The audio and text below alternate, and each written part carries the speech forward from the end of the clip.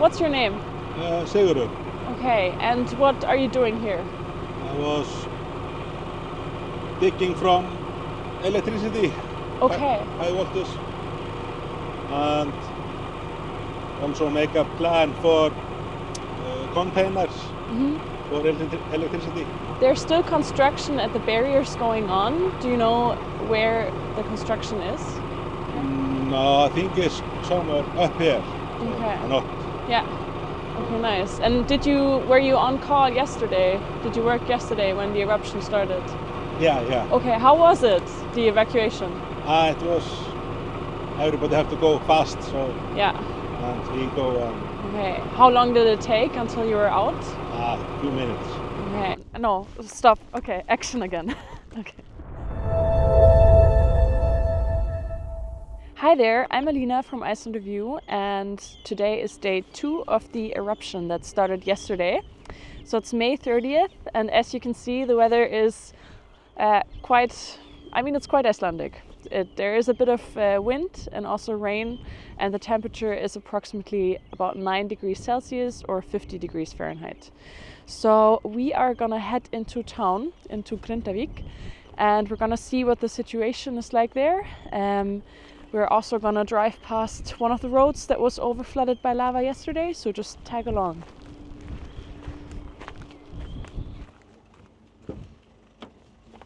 Okay, so right behind me over there is the graveyard of Grindavík, and you might also see some sheep and lambs that are frolicking on the fields. And there was also just a farmer taking care of his animals. So there are still some animals left in Grindavík, and also a lot of farmers that decided to stay in town. We're currently driving on Nesvegur. A part here was damaged from the rift that opened up after the seismic activity picked up last October in 2023. And now we should reach a part where lava overflooded the road yesterday. So the situation right now is that Grindavík is only accessible via one road, and that's Suðurstrandarvegur. And Grindavíkurvegur and this road that we're on right now, Nesvegur, was overflowed yesterday. So there were actually a lot of worries throughout the afternoon when the activity at the eruptive fissure was quite much, that Reykjavík would maybe not be accessible via land anymore by the end of the day. But luckily the activity subsided, and there is currently no danger for Suðurstrandarvegur to be overflowed by lava anymore, which is good.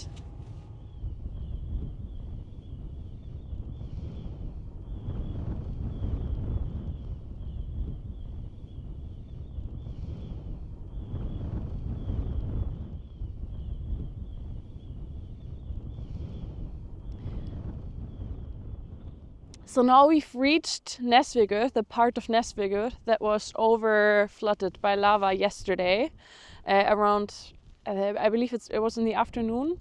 And actually standing here, like over there, I don't want to go any closer, it's quite warm, and you can probably also see the flimmering in the background above the lava field, and it's quite warm. And also the smell, it's difficult to describe, but kind of burny, like you just fired up a charcoal barbecue, and a little bit more gassy.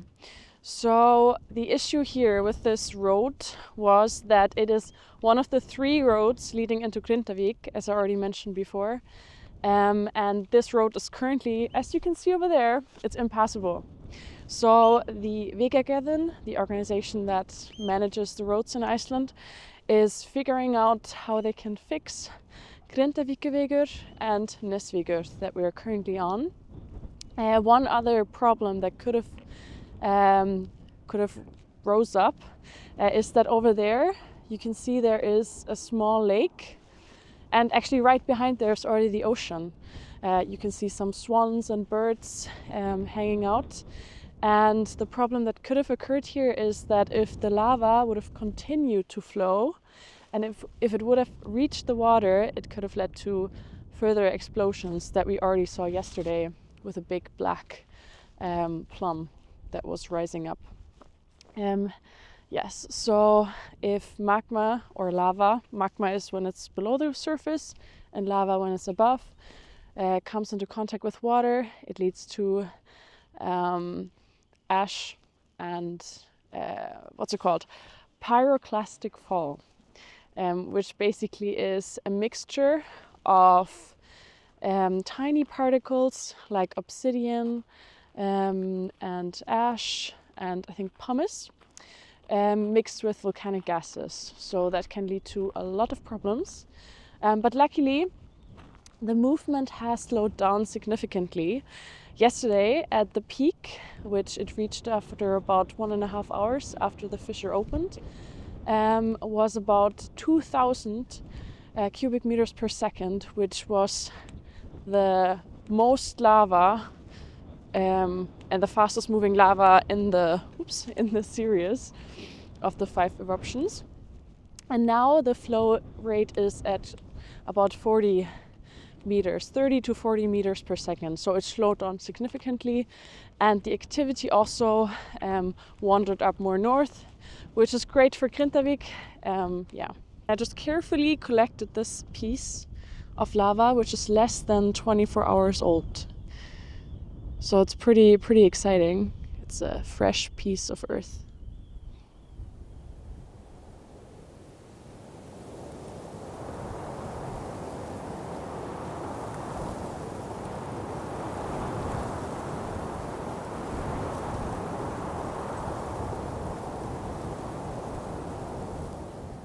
So we're now standing on the lava barriers north of Grindavík, and you can actually see the town right behind me.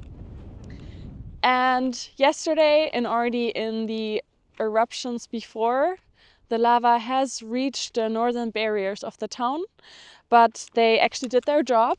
And also the engineer, one of the engineers for Reykjanes, the company that constructed and planned them, said that he's quite happy with the outcome and that they have done their job. If you are interested in reading more about the lava barriers, you can read and check out an article for our magazine that we're going to link below, because we interviewed Are Guðmundsson, who is one of the engineers. And yeah, so you can see over there the steam or the smoke rising up from the fresh lava field that just came here yesterday. And that one overflooded Grindavíkurvegur, the road that was previously right here into Grindavík again. So now they have to free it up and figure out how to fix the road. You can also over there, so the volcano, we turned in the wrong direction. You can see Mount Thorbjörn over here, and in front of it is the electricity line that was basically cut yesterday, and that some of the poles they burned because lava reached them. The town is still without electricity today, but before the poles started burning, the line was already cut. So Grindavík has been without power for over 24 hours now. And behind Mount Thorbjörn over there is also the Blue Lagoon and the power station in Svartsengi. And that is also the area where all of the magma is accumulating in a sort of magma pocket. It's actually not a chamber, I learned that today. And so before the eruption, there were approximately 20 million cubic meters of magma in the pocket. And yesterday, while we're standing there, maybe before, around 14 million cubic meters of magma were moving into the crater row, Sundhnúkagigaröð, when the fissure opened up.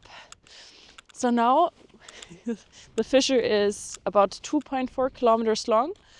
Yesterday it reached a maximum of 4 kilometers. And as I already said, the lava flow subsided pretty drastically. So yeah, everything is a bit slower now. But yesterday at 4 p.m.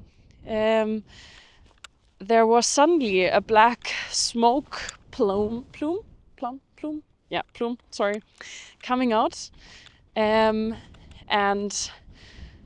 that was when magma came in contact with, groundwater.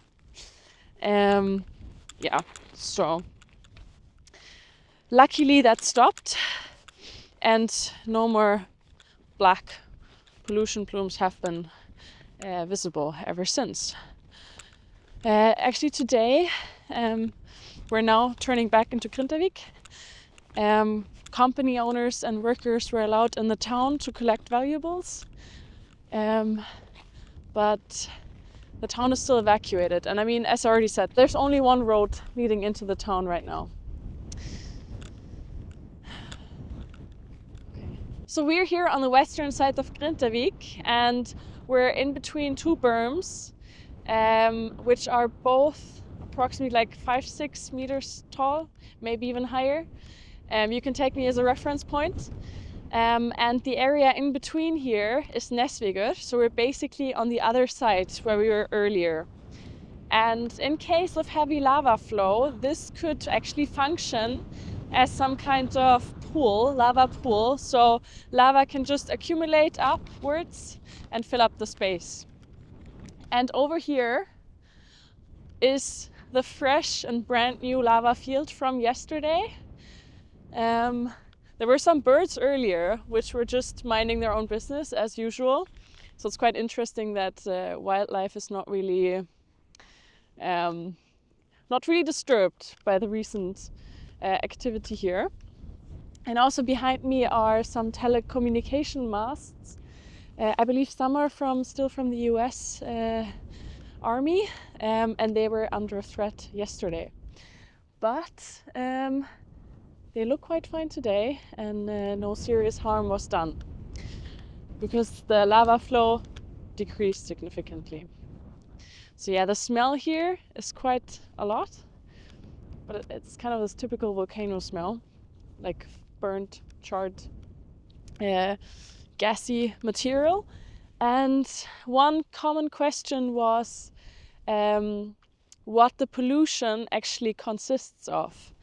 And it is mainly it's sulfur gas, so SO2, then carbon dioxide, CO2, and also water that evaporates. Yes, we also have, so if you have media access like we do, we have this gas meter where we can basically, it alarms us if there's a lot of sulfur gas here in the area. So yeah, 99% of it is mostly SO2, CO2, and water. Yeah, okay. So today the activity has concentrated in a few craters that have formed. And yesterday when we arrived, it was basically just a wall of fire. And in the beginning, when we saw it from the road, it also kind of didn't look like it was moving. It was like a rough and kind of violent even, just row of spewing lava, which kind of looked like just a rock formation. So it was very surreal, because I've also never seen it right from the start. So yeah, now the situation has calmed a bit. Let's see what tomorrow brings and how long this 5th eruption will go on. Thank you for watching.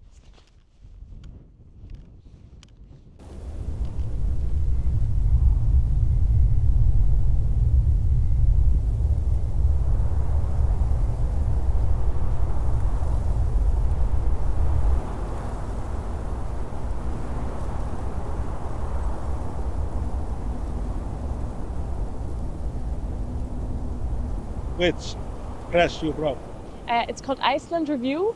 Okay. It's Iceland's oldest English-speaking magazine since 1963. And you can find this, it's like we just started with a volcano kind of newscast. It's going to be on YouTube, probably tomorrow evening. Yeah. What was it? Iceland Review. Iceland review. Yeah, Iceland review. Yeah. Okay. Hope you can find it. That's all, my love. Okay. Yeah. Okay. Thank you so much. Yeah. Have a good day. You too. Bye. Thanks. Hmm?